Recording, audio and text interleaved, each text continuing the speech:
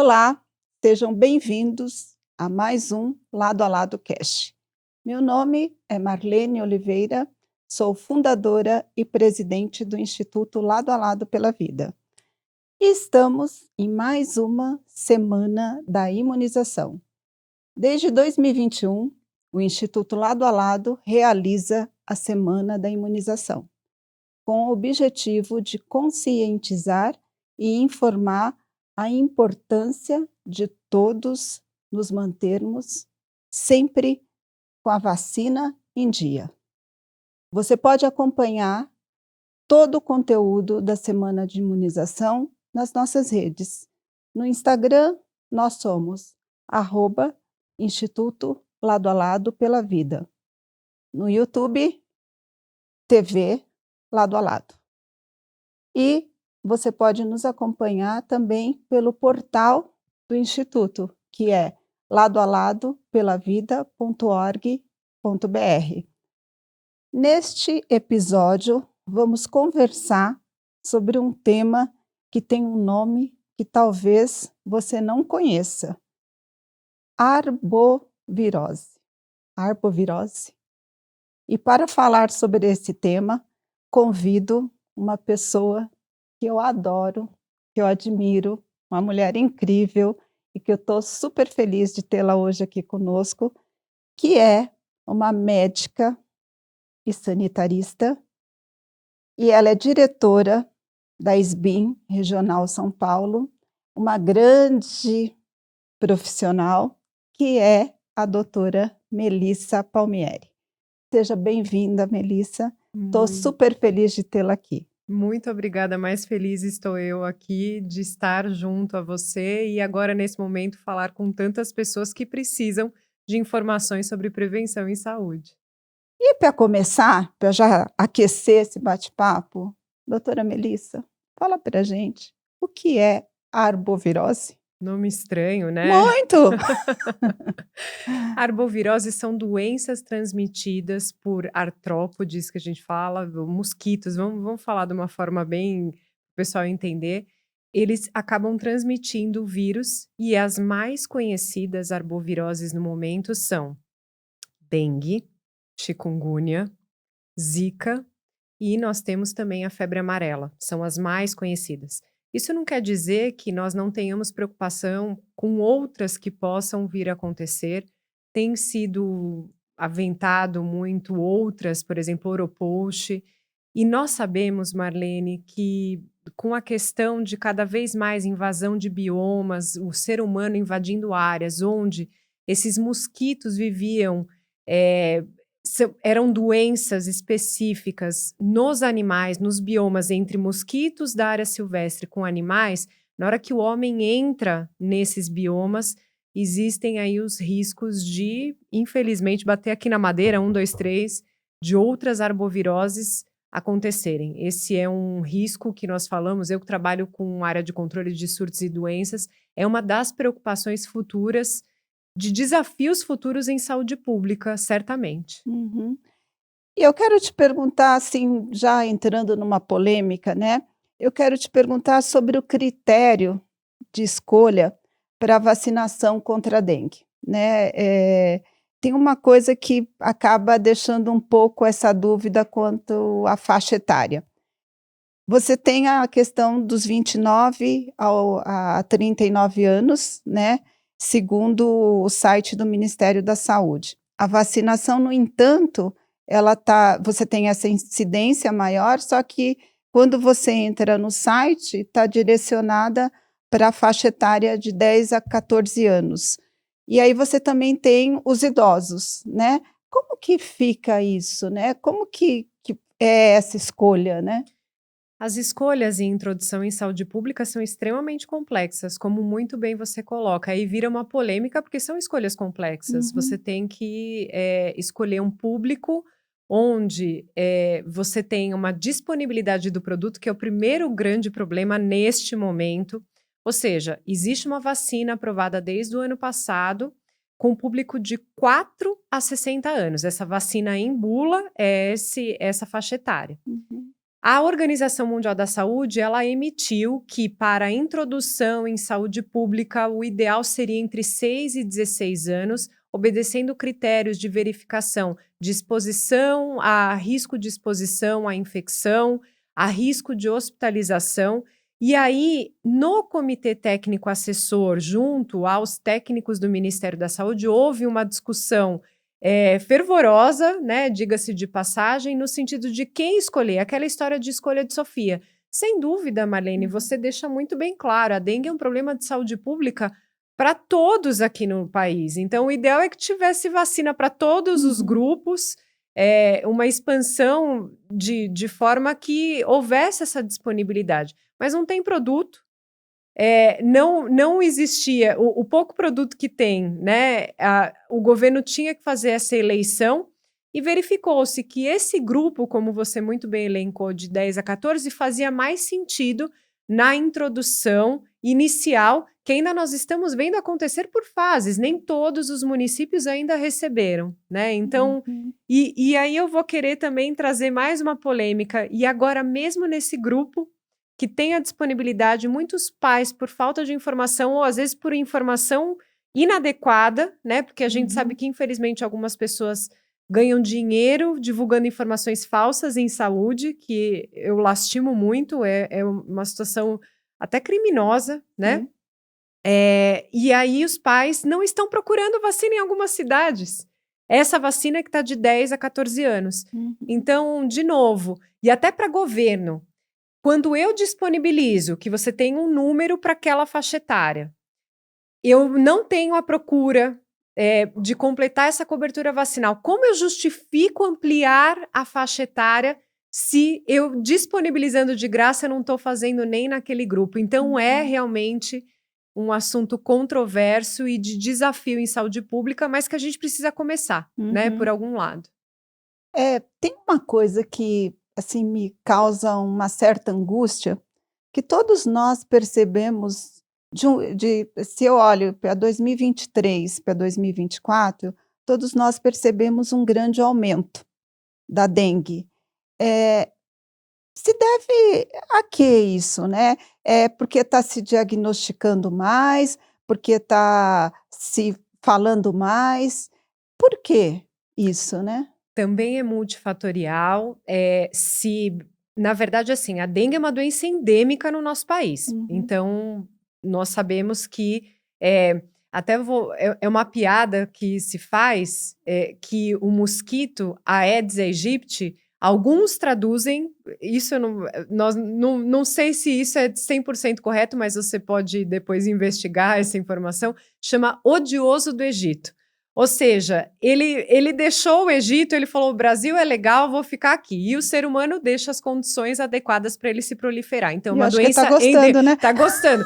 E aí, assim, na verdade, a gente tinha que, né, falar, você não é bem-vindo, nós como seres humanos. Sim. Então, primeiro ponto, porque, infelizmente, nós temos condições adequadas no país, um país tropical, para a sua proliferação. E, principalmente, as questões também em centros urbanos...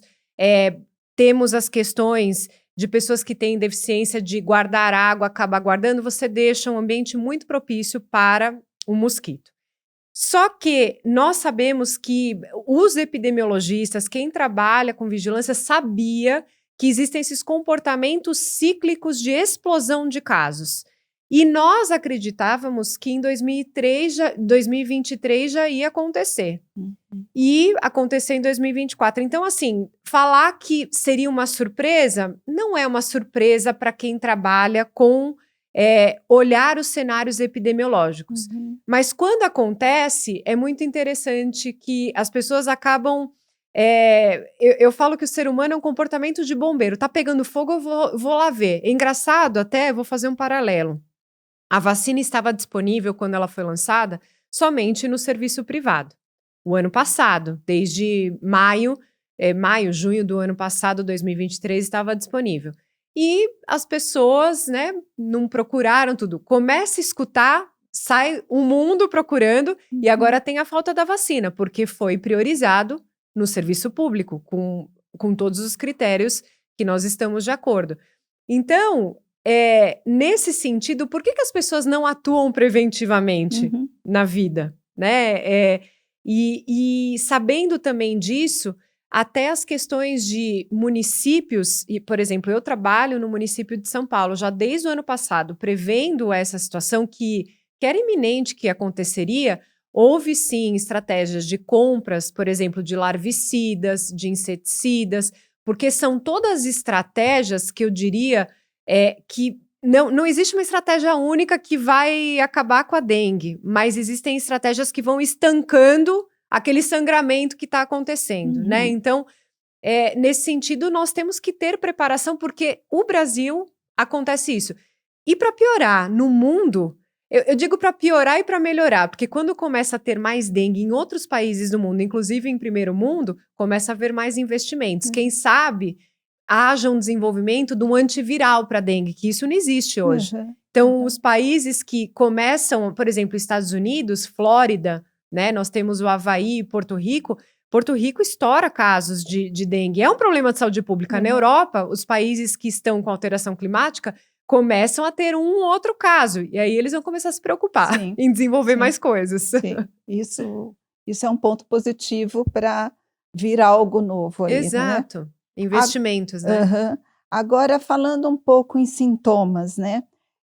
Você tem Covid, você tem influenza e você tem a dengue, né? E são sintomas que muitas vezes acaba confundindo as pessoas, né? Quais são as dicas que você daria, né, para as pessoas que estão nos ouvindo, que vai orientar essa pessoa a ficar um pouquinho mais alerta para identificar essa diferença quando é dengue? Perfeito. Primeiro ponto, número 1, dengue não dá sintoma respiratório. Então, já vai separar o joio do trigo aí, né? Nessa separação. Então, quando você fala de Covid, influenza, que está tendo... há casos aí, nesse momento epidemiológico, parece que o influenza está mais, mas a gente sabe que entrando no inverno, a sazonalidade dos vírus acontece e nós vamos ter casos de vírus sensicial respiratório, de influenza, que é da gripe, o SARS-CoV, que é da Covid. E a dengue em si, no início do quadro, realmente fica difícil, mas se tiver sintoma respiratório, você já consegue separar.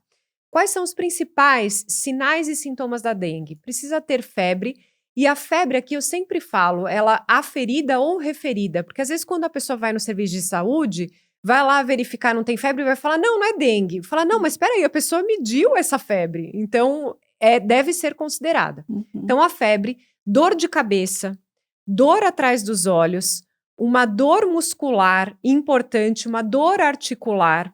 E aí, quando a gente fala dor articular, dá para diferenciar, por exemplo, uma dor articular de dengue é um pouquinho inferior do que uma dor articular de chikungunya, que é extremamente exuberante. E aí também a questão de náuseas e vômitos pode acontecer. E acontece também o que a gente chama de exantema, são manchas vermelhas na pele. Mas não quer dizer que acontece tudo de uma vez, você vai tendo tempos, né, que vão aparecendo os sintomas.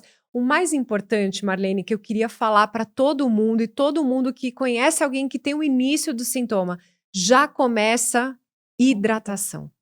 Isso daqui salva vidas. A água salva vidas. Eu falo assim, se por um lado a água nós temos que estancar e não dá para o mosquito da dengue, por outro a gente tem que tomar água quando está com suspeita. Já na suspeita. Porque você fazendo uma hidratação correta, de 20% de risco de mortalidade se você não estiver se hidratando, você reduz para 2% se você estiver se hidratando adequadamente. Lógico, deve procurar o serviço de saúde para fazer toda uma avaliação mais apurada, mas antes de ir para lá, já começar, hidratação.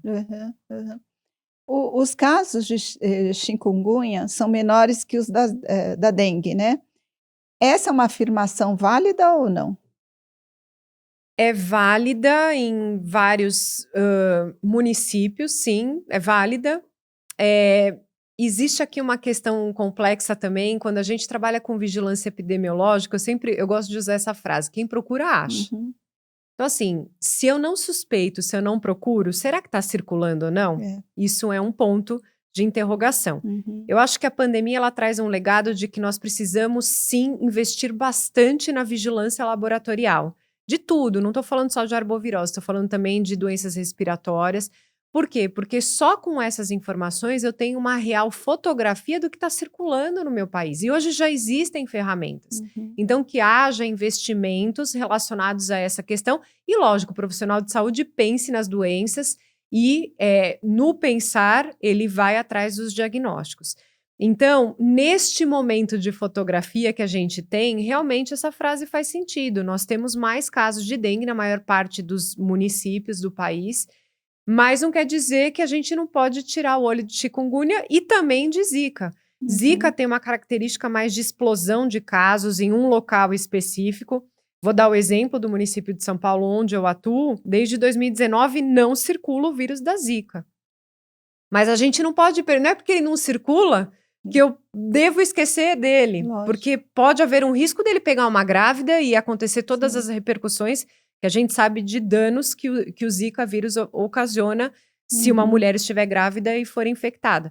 Então, eu vou dizer que é um outro vírus, esse que você tocou, o chikungunya, que é um que eu fico muito preocupada, porque quando ele começa a aparecer, existe aí uma repercussão em saúde pública tão ruim e muitas das vezes eu vou dizer até pior do que a da dengue, porque o chikungunya ele dá sequelas crônicas de dor articular, a pessoa às vezes entra até num quadro depressivo, ela deixa de trabalhar por causa das manifestações do chikungunya, muito bem lembrado. Mais um motivo para o mosquito a Aedes cair fora, porque ele pode carrear os dois, Lógico. Né? Como eu e quem está assistindo, né, esse episódio, pode ajudar a reduzir, né, os casos de dengue, né? Como que a gente pode fazer, né? Porque eu acho que a informação nunca é demais, né? Como que a gente pode fazer para ajudar a reduzir esses casos de dengue? Porque eu acho que cada um de nós pode fazer a sua parte, né? Você tocou num ponto crucial. 80% dos criadouros do mosquito estão na residência. Então, o primeiro ponto é nós fazermos o dever de casa de semanalmente fazermos a vistoria e eliminarmos os criadouros. E as pessoas já sabem quais são. São criadouros, né, que é água limpa, é a piscina, né, é o spa do mosquito. Então, se a pessoa não troca ali o vaso, né, da planta, até a gente pede para colocar areia.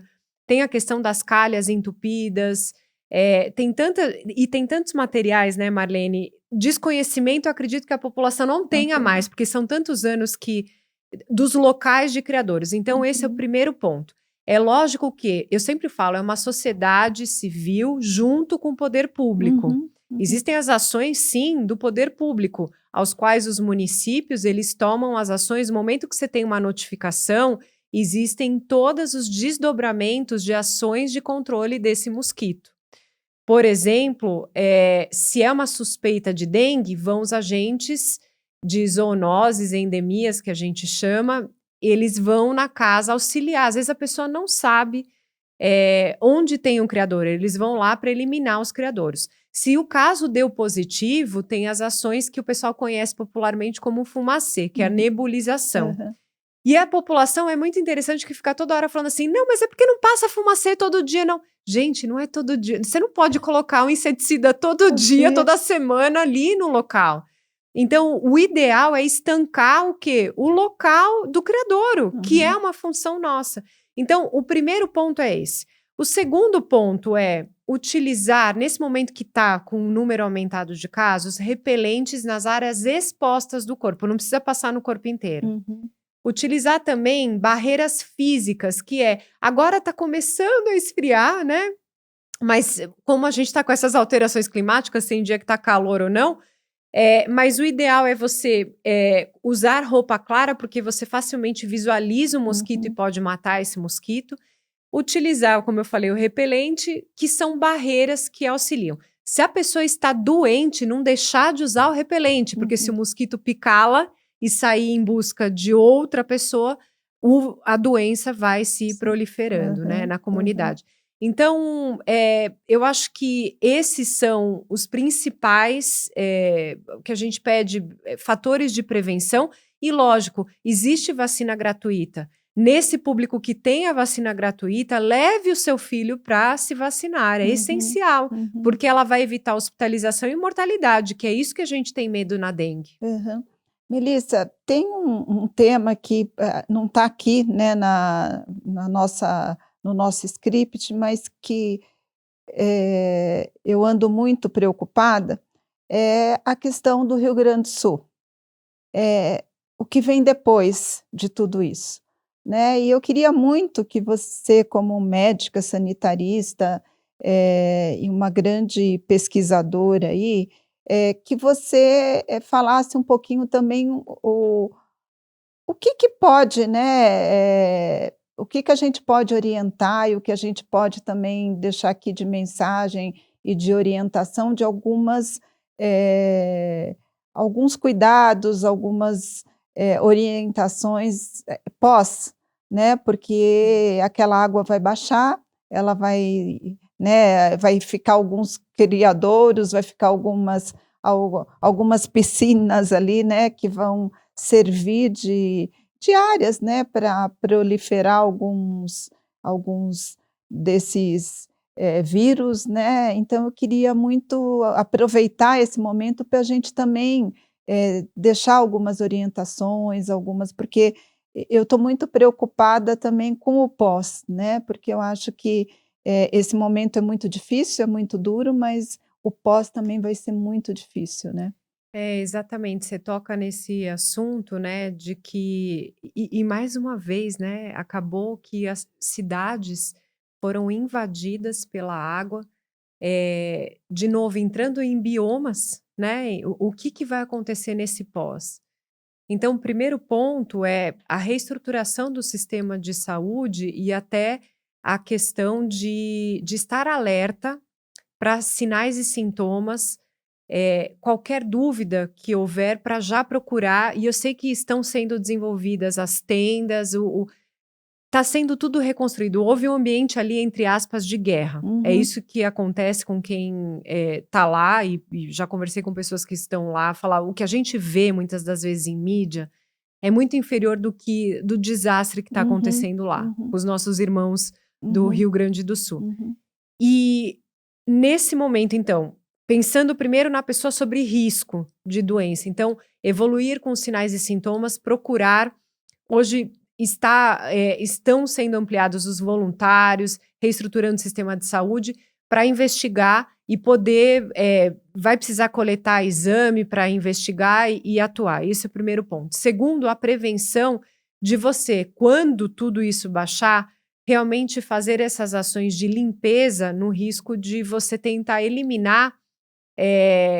Aí você toca no ponto das arboviroses, que é uma preocupação, a proliferação desse mosquito. Então, vai ter que ter uma ação muito importante, tanto do poder público, dos voluntários e das pessoas, para deixar o ambiente limpo. O que vai ser difícil, não tô, sabe, é tão simples falar, Marlene, mas assim, entendo a dificuldade que vai ser essa reconstrução. Ao mesmo tempo, também, isso a gente tem notícias, a gente sabe por trabalhar na área, o deslocamento de vacinas, enfim, preventivas até para outras doenças, e eu acho que aí toca num ponto de que, infelizmente, desastres acontecem, e com vacinas é a mesma coisa, né? Nós temos que tirar lições disso. Sim. Então, assim, porque neste momento eu acho que é essencial pensarmos na nossa vida de minha carteirinha de vacina está em dia para tudo que eu tenho direito? Se acontecer alguma coisa, até as pessoas falam assim, eu vou me voluntarizar e eu tô indo lá. Sua carteirinha está em dia? Porque é importante você pensar em todos os cenários, né? Então, eu acho que e tirar aprendizados para a gente reduzir, e aí eu toco num outro assunto, de cada vez mais que a gente fala de saúde única, de pensarmos o nosso comportamento de deixar um planeta sustentável. Uhum. Então, até eu hoje estava almoçando num restaurante, aí o garçom ele deu lá o canudinho, eu falei: não, não joga fora, eu não vou usar, eu vou usar o copo. Sabe, de você tomar atitudes sustentáveis, Uhum. porque você tem que deixar um legado aqui no planeta para as pessoas viverem melhor. Sim. Não é porque você pegou emprestado, usufruiu bem, você vai deixar tudo ruim, né, na sua partida. Uhum. Não é. Nós temos que Uhum. ter essa consciência coletiva. Uhum. Estamos chegando ao final, né, Foi dessa muito dessa curto. edição. Foi curto, passou rápido. E para encerrar, eu queria muito que você deixasse aqui uma mensagem final, né, desse episódio, e eu deixo aqui o espaço aberto para você falar, né, deixar aí uma mensagem. Você já tocou para mim aí em pontos importantes da questão dessa medida preventiva, né, das pessoas manter, né, o seu calendário aí vacinal em dia, né, as pessoas não esquecer que isso é um ato de prevenção, né, e o espaço está aberto aí para você deixar sua mensagem aí final. Olha, eu quero agradecer. Eu brinquei, mas foi curto mesmo. Tem tanta coisa para a É, gente conversar, é. mas aí fica para próximos, Fica, né? aí volta, ela volta, viu, gente? Então, eu vou deixar um recado ali para quem está nos assistindo. De fato, nós temos que investir na nossa saúde. Só estando bem nós mesmos, nós podemos deixar a nossa sociedade saudável. Então, eu acho que os pontos de todos esses podcasts que vocês vão estar acompanhando toca nesse ponto, né, de estar saudável e trazer aí a saúde para a nossa sociedade, que é isso que a gente deseja. Muito obrigada. Obrigada, Melissa. E quero agradecer muito a sua presença, né? Você sempre está disponível, gente, para atender os chamados do Instituto Lado a Lado. E quero que vocês acompanhem, continue aqui na nossa Semana da Imunização. O programa segue disponível no nosso canal no YouTube, que é o Lado a Lado TV, e também no site, que é o ladoalado.org.br. E para mais informações, acompanhem, estamos em todas as mídias e eu aguardo vocês no próximo episódio.